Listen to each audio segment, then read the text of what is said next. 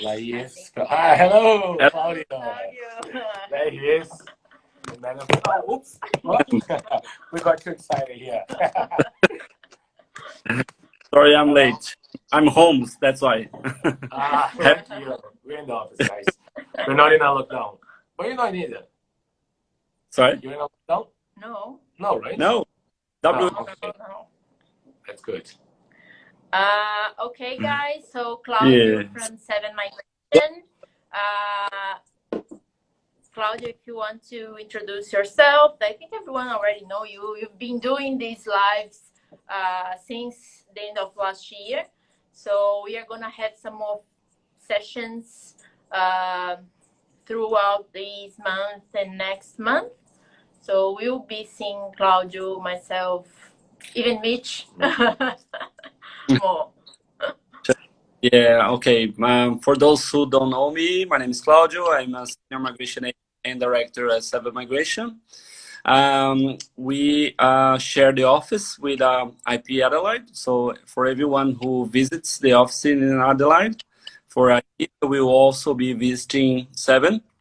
Same happened in Perth. We have a long partnership. It extends to all cities. So we are work together, and we try to bring IP students with the best migration plan. Yeah. So Claudio, today we are talking about the carpentry course. So if I student if I study this course, am I eligible to migrate? And what are the migration pathways? Okay, it's not just a study, but of course you have to start with studying, right? So if you want to apply for a skill visa, you have to be a skilled professional.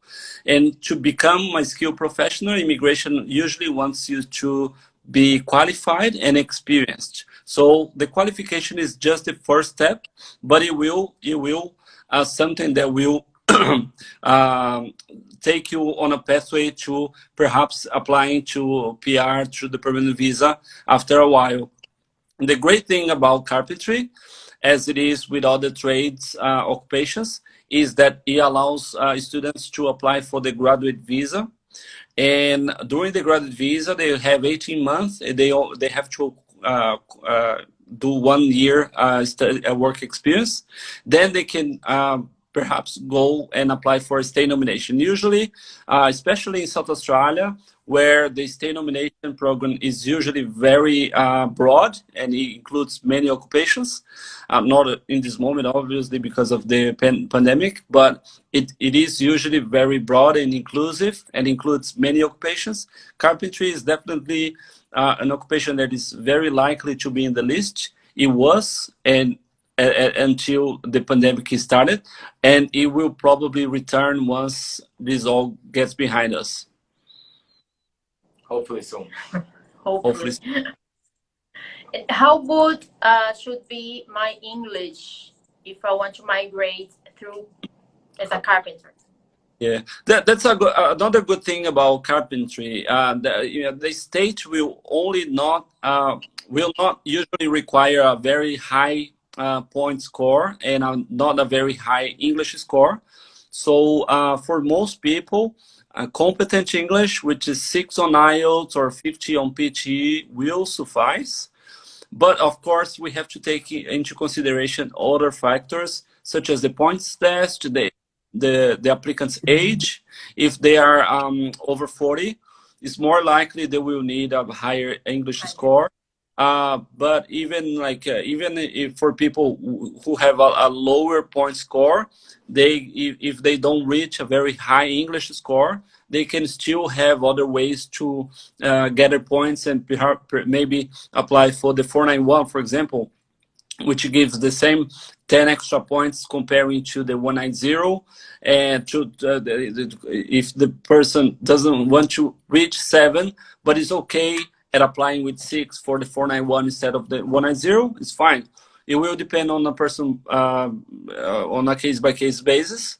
But for the occupation, and this is something that people have to consider, Sometimes it's not just about the points, but it's also about the state nomination requirements, and occupations such as engineering or IT.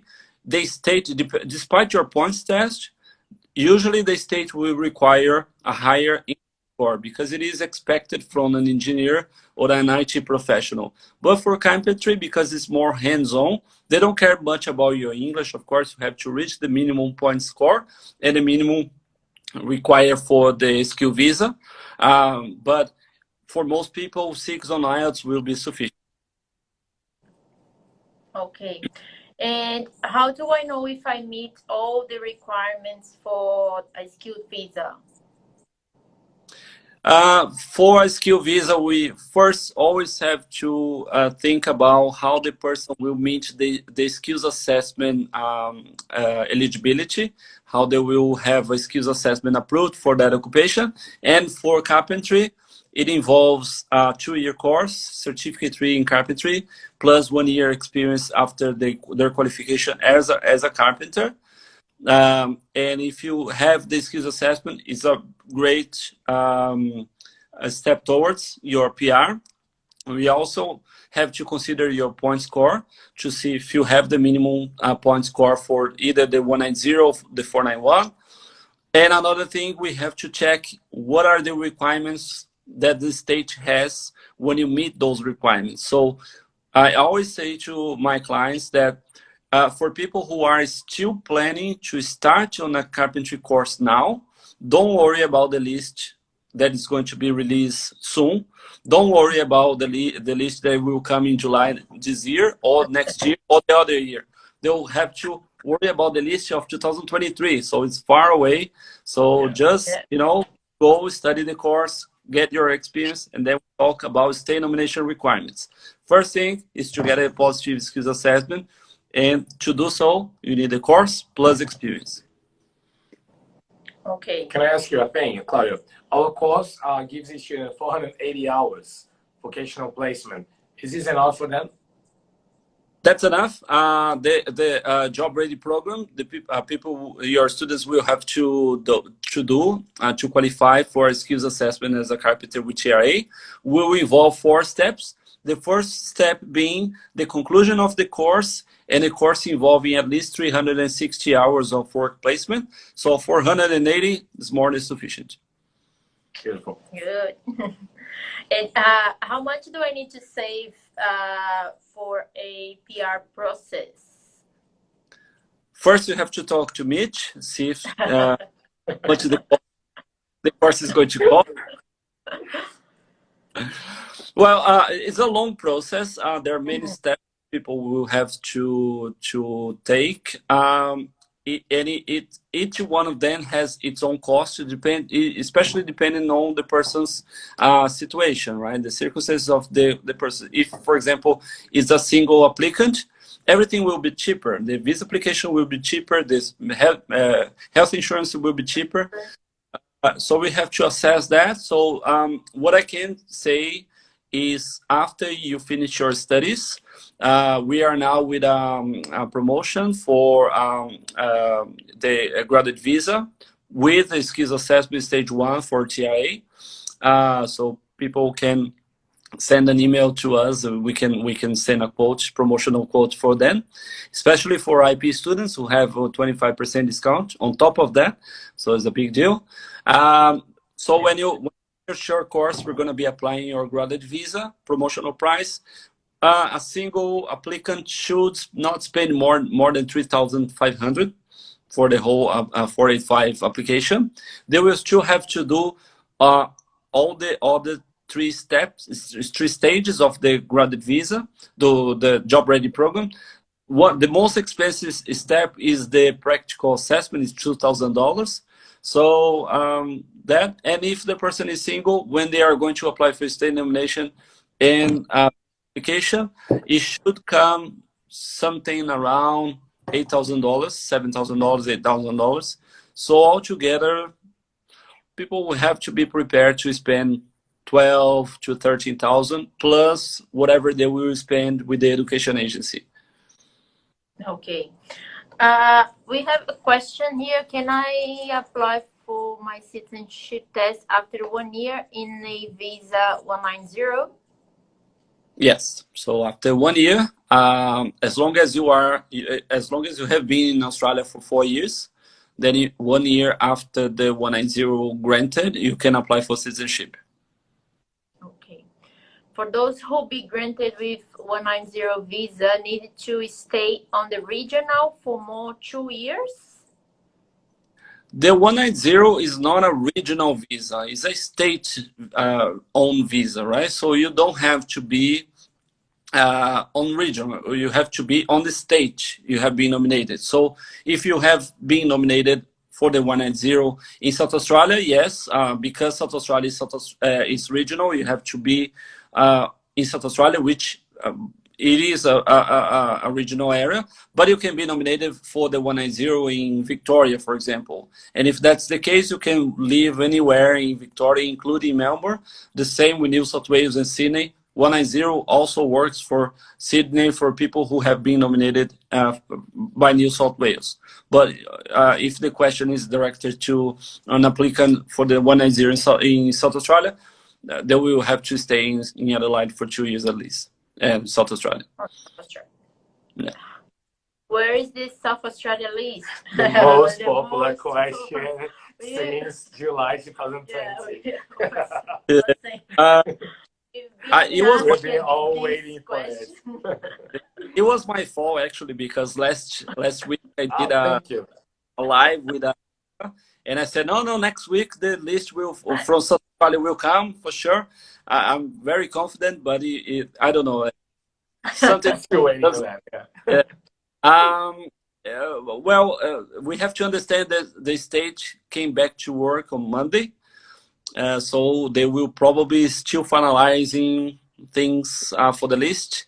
But like I said, unless you are ready to apply for your PR before June 2021, that list will be important to you. Otherwise, don't worry. If you're still in the halfway through your course and you still have to do work experience when you graduate, that list is not for you. This list is just a guidance, so we know how the state will behave after the pandemic. But this list only goes from the moment they are announced until 30th of June 2021. So for any people who will apply after that, it's not for you. Okay. Is the food technology profession in New South Wales 2021 list? Food technologist. New South Wales was probably one of the worst lists. It had only 31 patients. Most of them are health or engineering or IT. I don't have the list in front of me, but I think I find it highly unlikely that food technologies is there. Maybe in July 2021. And do you think the list will change much from last year? Well, let's say 2019, I think. Maybe this that will come here now, that's going to be released very soon. Maybe we will have some adaptations to, like because of the pandemic, the allocation, it has been very limited. So the state doesn't have many immigration places to distribute on the state nomination program. So they will probably select better the occupations that will be available. It was different from WA in Western Australia because the state did not invite anyone from the 1st of July until the 3rd of January. So it had been stopped for 6 months with no invitations at all. So when the list came back, it came with all the occupations, because in WA, everything is normal. We don't have, the last case was in May, and we have everything working now here. So that was probably reflected on the list, and most occupations were there just because the state saved its allocation to use now. And they're only going to have 6 invitation rounds to invite everyone. So that was reflected. But South Australia kept inviting. It was an interim program. Not all occupations were invited. But they were still inviting nurses and agriculture technicians and engineers, IT professionals. They were still issuing invitations, and they have used part of their allocated quota. So I think they will select better the occupations that will be now. But I'm pretty sure that this is just going to be temporary. It's just a phase that we're going through. In July 2021, new allocation, new financial year, and it will probably go back to the levels they were before. So if it's not too good, this list, don't change states, don't go to anywhere else. Stay in South Australia, because things will get better soon. Okay, don't freak out then. There's another question, Thais. She's asking, am I able to reach the 65 points for the 190 without work experience? She's graduating as a environmental engineer. She's 25 years old. Ended up staying in Australia and want to go for a PR pathway. Oh, yeah, absolutely. It's completely possible. 25 years old, maximum points of age. If it's a bachelor degree, very good point score for qualification. If you studied in South Australia, studying regional gives very high points as well. And the only thing is your English will probably be on a proficient level. So it's completely possible to apply without work experience. The only thing we have to assess also what are the state nomination requirements will be. So perhaps you will have like 80 points without work experience, but the state will not invite you unless you have worked in your field in South Australia. And that's what's happening now. The state is only inviting people who have been working in their field in the state. So even if you have 100 points, doesn't matter. If you don't have work experience in the state, they won't nominate you today. But it might change. But I would count on working in their field in South Australia as being one of the features for next requirements. Okay. With 45 years old, what's the best strategy to move to Australia? That's a question from Mario. If you're 45, there's two pathways, not as many. But if you are 45, do move to South Australia, which is the only state that has the DAMA program that for some occupations go up to 55 years old. So that's probably the only option people have with over 45 years old. Claudio, but is Carpenter in this list? Sorry? Is Carpenter in this list for the DAMA list? DAMA, I don't have the list here in front of me. I would guess it is, because it's very inclusive. It has many occupations there. But great. DAMA is only for... But carpenters, they're much better options unless people are 45 years old. If they're not 45 years old and they are concluding a carpentry course, there are many other better pathways than DAMA. So I would just suggest DAMA for those who have no other option. So, okay, I am 47 years old. What can I do? Yeah, maybe go to DAMA because you don't have any other option. But for someone who is 41, 42, and studying carpentry, we can still go for the skill visa state nomination, which is a better pathway for sure. Okay. We have another question here, Claudio, from Paulo. The company needs to be related to our skilled position in case of sponsorship. He gave an example. If the company working in Thailand area but need to hire someone for the office job, like a telecommunications, a technical telecommunications, is that okay? Immigration will assess the genuinity of the position, right? The genuineness of the position.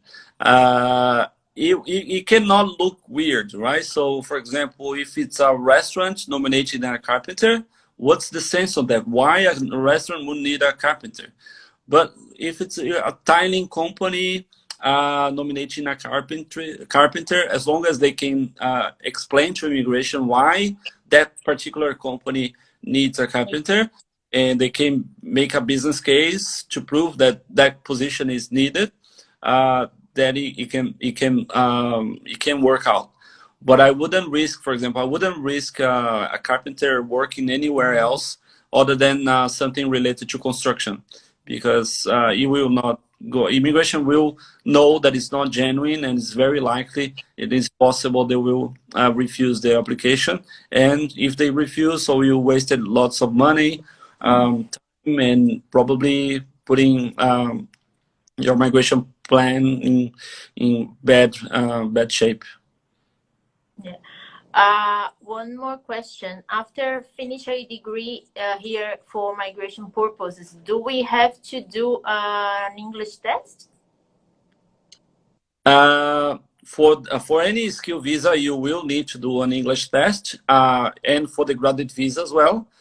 The minimum English for anyone who will be applying a skill visa is 6 on IELTS, competent English, 50 on PTE.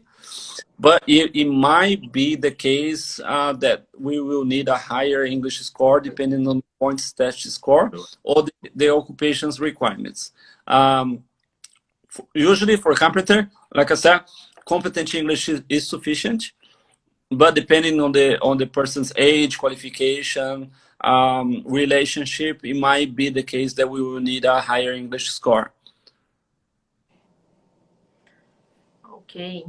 Another question: what's the prospect for someone who is already 42 years old and has graduated from sociology and has more than 7 years work experience in sales and marketing? That's a very specific question. We'll have to assess.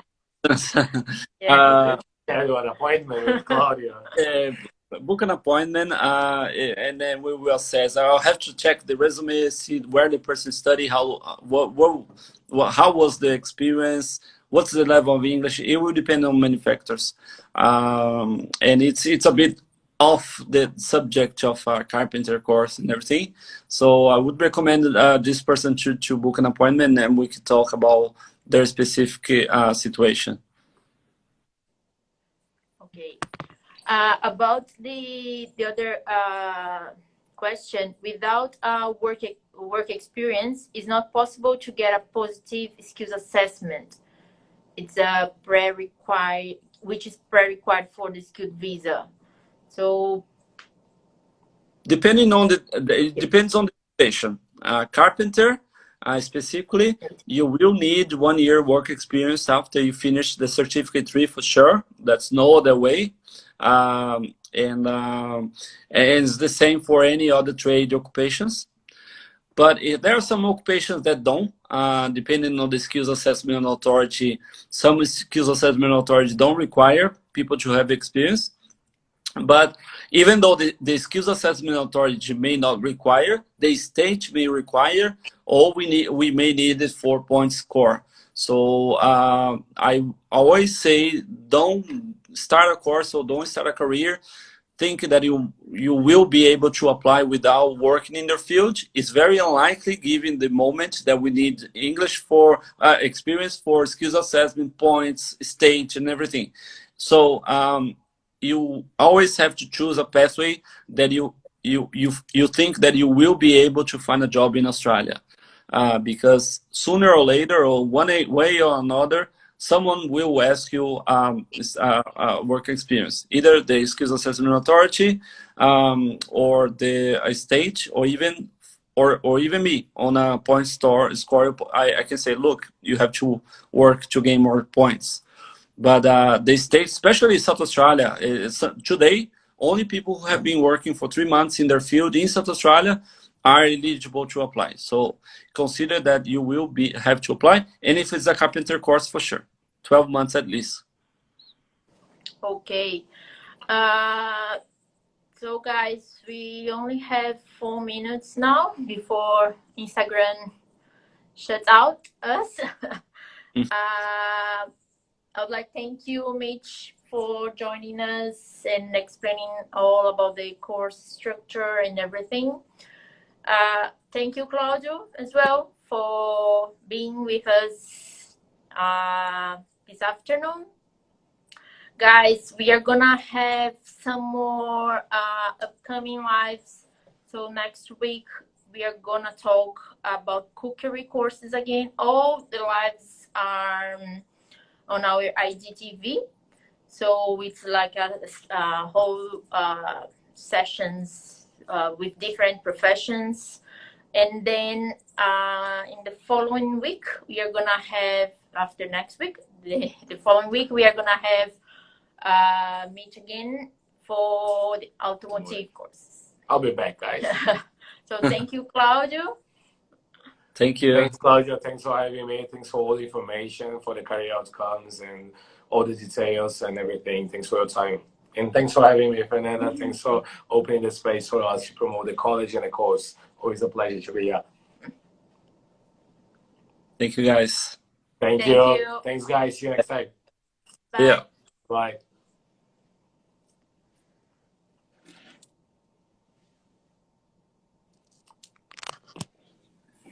And now.